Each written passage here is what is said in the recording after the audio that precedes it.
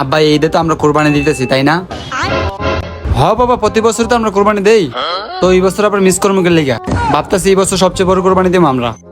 আমার বাবা বলে কথা, আমার বাবা সেরা। আচ্ছা বাবা, আমরা গরু কিনতে কবে যাবো?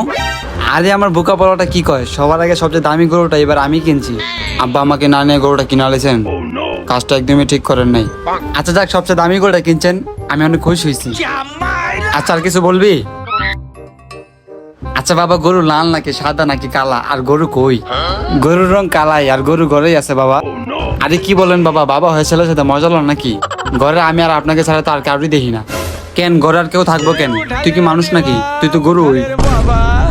আমি ভাবতেছি এই বছর তোরই কোরবানি দেবো। তুই তো শুকাই গেছিস গা, দাঁড়া। এনে কলা আছে, কলা খায় মোটা হ, যাতে এই বছর সবচেয়ে বেশি ঘুষ আমরা পাই। ল